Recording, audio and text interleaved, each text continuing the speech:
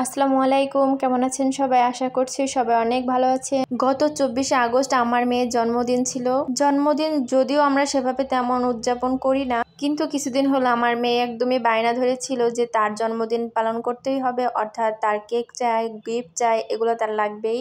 আলহামদুলিল্লাহ, মাশাল্লাহ, এইবার হচ্ছে আমার মেয়ের 4 বছর পূর্ণ হলো। সবাই আমার মেয়ের জন্য দোয়া করবেন। এই তো সকাল সকাল মেয়ে তার বাবার সাথে মার্কেটে চলে গেছে কেক আনার জন্য। কেকের সাথে সাথে মেয়ের পাশাপাশি মেয়ের মায়ের জন্য একটা গিফট এনেছে। এই তো এই কাঁকড়াটা আমার হাজবেন্ড আমার জন্য নিয়ে এসেছে। এই তো তারপরে বেলুন, হ্যাপি বার্থডে লেখা একটা কার্ড আর মেয়ের জন্য কিছু খাবার।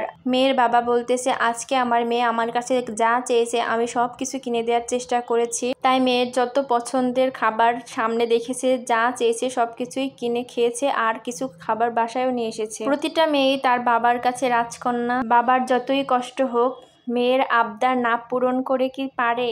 তাছাড়া আনন্দের সাথে কিছু খারাপ লাগাও থাকে। গত বছর এই সময় আমার আব্বু আমাদের সাথে ছিল। গত বছরে আব্বু বিদেশে গেল, তখন আমার আব্বু, আম্মু, ভাই সবাই এসে আমার মেয়ের সাথে একসাথে জন্মদিন পালন করেছে, কিন্তু এই বছর আর তেমন কিছুই হয়নি। আমার মেয়েটা তার নানার খুব আদরের। এই বছর আব্বু আম্মু সবাইকে খুব মিস করছিলাম। গত 3 বছরে সবাই একসাথে ছিল আমার মেয়ের জন্মদিনে, কিন্তু এই বছরে কেউই সাথে নেই। তাই চেষ্টা করেছি বাবা মা হিসাবে যতটা পারি ততটা করার জন্য। ভেবেছিলাম আমিও একটা কেক বানাবো, কিন্তু এখানে যেহেতু কেক একটা কিনে এনেছি তাই আর নতুন করে কেক বানালাম না, শুধু মেয়ের পছন্দের পায়েস রান্না করে দিয়েছিলাম। এই তো তারপরে হচ্ছে ডাইনিং রুমে একটুখানি সাজানোর চেষ্টা করেছি।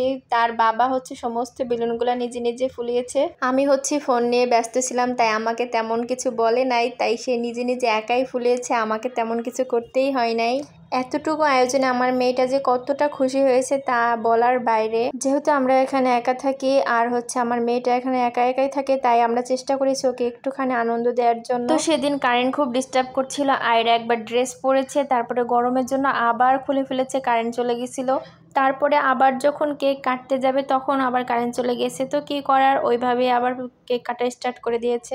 আয়রার আব্বুর কলিগরা এসেছিল আর হচ্ছে আয়রার ফ্রেন্ডরা এসেছিল। এই তো আমার সোনামণি ওর আব্বুর হাতে কেক কাটছে একসাথে। এখানে একটা মজার কাণ্ড হয়েছে। কেক যখন কাটা হয়েছে তখন আমার মেয়ে কেক আগে হচ্ছে নিজে খেয়ে নিয়েছে। ওর আব্বু বলছিল যে আগে সামিয়াকে খাওয়ানোর জন্য, কিন্তু ও হচ্ছে নিজে খেয়ে নিয়েছে। এটা আমি তখন লক্ষ্য করিনি, কিন্তু যখন ভিডিওটা দেখছিলাম পরে তখন আমি সেটা লক্ষ্য করছি আর খুব হাসি পাচ্ছিল দেখে। তো এই ছিল আমার মেয়ের ছোট্ট এই আয়োজন জন্মদিনের। তো আপনাদের কেমন লাগলো অবশ্যই কমেন্ট করে জানাবেন, আর সবাই অবশ্যই আমার মেয়ের জন্য অনেক অনেক দোয়া করবেন। আমার ছোট্ট সোনামণিটা সত্যি অনেক বেশি ভালো। প্রতিনিয়ত আমাকে পেজে ভিডিও দিতে হয়, অনেক বেশি ব্যস্ত থাকতে হয়। আমার মেয়ে আমাকে কোনো রকম ডিস্টার্ব করে না, খুব বেশি সাপোর্ট করে। আমি শুধু ভাবি সেই সব মায়েদের কথা যাদের ছেলেমেয়েরা একটু বেশি দুষ্টুমি করে, একটু চঞ্চল টাইপের, তারা কিভাবে কত কষ্ট করে পেজ চালায়। আমাকে তেমন কোনো ঝামেলাই পোহাতে হয় না।